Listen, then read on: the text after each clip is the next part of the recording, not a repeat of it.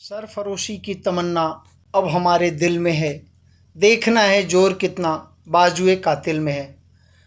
हाँ जी दोस्तों, मैं बात कर रहा हूँ स्वतंत्रता आंदोलन के अग्रदूत, क्रांति के महानायक, माँ भारती के लाल पंडित राम प्रसाद बिस्मिल की। पंडित राम प्रसाद बिस्मिल का जन्म 11 जून 1897 को शाहजहाँपुर के एक बहुत ही अन्य परिवार में राम प्रसाद बिस्मिल जी का जन्म हुआ था। उस समय शुरू में तो विद्यार्थी जीवन में उनका पढ़ने लिखने में कोई रुचि नहीं थी, कुछ गलत संगति भी पड़ गई थी। लेकिन जैसे जैसे अवस्था बढ़ती गई, उनके अंदर माँ भारती को बेड़ियों से मुक्त कराने के लिए एक संकल्प जागृत होने लगा। और उस समय जो क्रांतिकारियों का एक संगठन था, एकमात्र संगठन कह सकते हैं, वह था एचआरए। वर्तमान युवा तो एचआरए का मतलब केवल समझेंगे कि हाउस रेंट अलाउंस, लेकिन ये हाउस रेंट अलाउंस नहीं था। हिंदुस्तान रिपब्लिक एसोसिएशन, जिसको 1923 में सचिन दास सान्याल ने उसकी स्थापना की थी।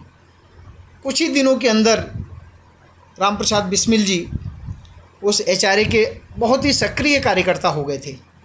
क्योंकि 1922 में चौरी चौरा कांड के उपरांत जो तथाकथित लोग कहते हैं कि दे दी हमें आज़ादी बिना खड़क बिना ढाल, उनके लिए भी यह बहुत ही अच्छा मैसेज है कि चौरी चौरा कांड के बाद उस महामना ने असहयोग आंदोलन वापस ले लिया था, जिसके कारण युवाओं के अंदर एक बहुत ही आक्रोश था कि पहली बार क्रांति के बिगुल में कुछ प्रतिक्रियात्मक कार्य किया था चौरी चौरा में, और गांधी बाबा ने उसको असहयोग आंदोलन को वापस ले लिया।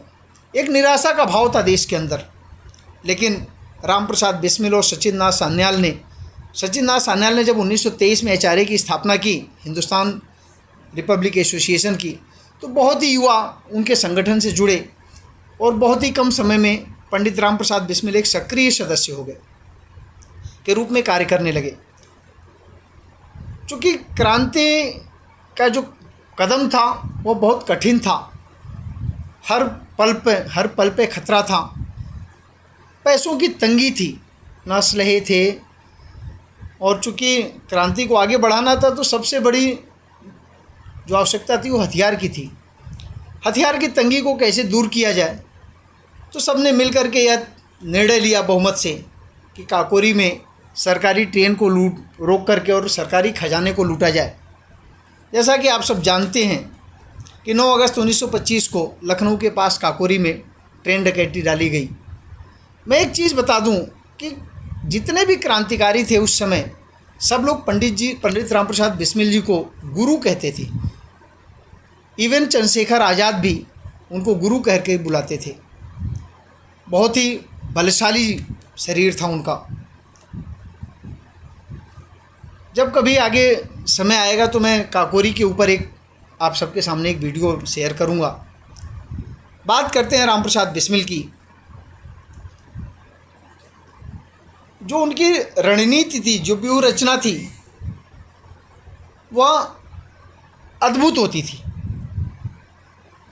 जब इस काकोरी कांड की व्यूह रचना बनाई जा रही थी, तो ऐसा कहा जाता है कि जब ट्रेन रोकी गई और ट्रेन रोकने के बाद जब तिजोरी को तोड़ रहे थे, तो तिजोरी का ताला किसी से टूटा ही नहीं। तब राम प्रसाद बिस्मिल जी ने उस भारी भरकम घन को अपने हाथ में लिया और एक ही बार से उस जो तिजोरी थी उसके ताले को तोड़ दिया। इतिहास में ऐसा आता है कि मात्र 4600 रुपये, 4600 कुछ रुपये उसमें मिले थे, लेकिन वो 4600 रुपये ही बहुत था। उस समय लगभग 20 रुपये का 1 तोला सोना मिलता था। अब आप कल्पना करिए उस 4600 रुपये की कितनी बड़ी कीमत उन क्रांतिकारियों के लिए रही होगी। अंत में करीब 11 वर्षों तक मुकदमा चलता है, अरे गिरफ्तार होते हैं, मुकदमा चलता है।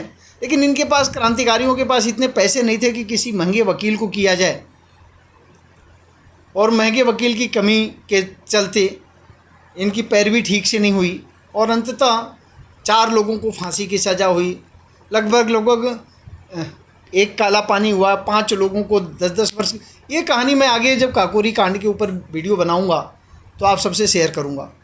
एक और बात बहुत ही अद्भुत और अनुकरणीय प्रेरणादायी है कि 18 दिसंबर 1927 को फांसी से एक दिन पहले जब रामप्रसाद बिस्मिल के पिताजी गोरखपुर सेंट्रल जेल से मिल करके रामप्रसाद जी से मिल करके वापस घर गए, तो उन्होंने रात में बातचीत कर रहे थे कि कल जो है रामप्रसाद बिस्मिल को सुबह फांसी हो जाएगी। ये बात माँ को नहीं बताना। माँ ने चुपके से कहीं से सुन लिया। उसके उपरांत जब सुबह 19 दिसंबर 1927 को जब रामप्रसाद के पिताजी और उनके घर के लोग गोरखपुर सेंट्रल जेल पहुँचे तो उन्होंने देखा दरवाजे पर माँ पहले से खड़ी थी और माँ ने बोला कि मैंने शेर को जन्म दिया है। अंत में लगभग 6:30 बजे के आसपास सुबह रामप्रसाद बिस्मिल को फांसी दे दी गई।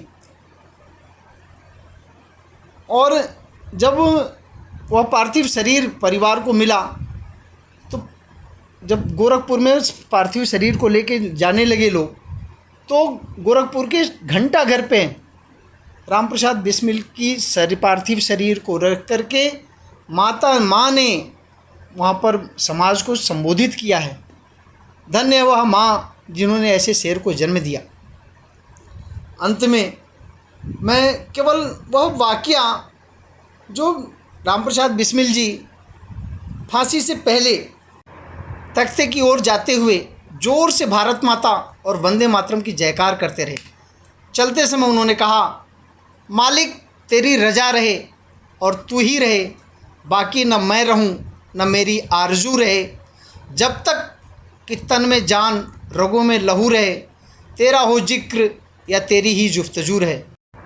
इन पंक्तियों के साथ ही पंडित जी ने संकल्प लिया कि मैं ब्रिटिश साम्राज्य का विनाश चाहता हूँ, और फिर फांसी के तख्ते पर खड़े होकर के माँ भारती को नमन करते हुए उन्होंने फांसी के फंदे को चूमकर अपने गले में डाल लिया।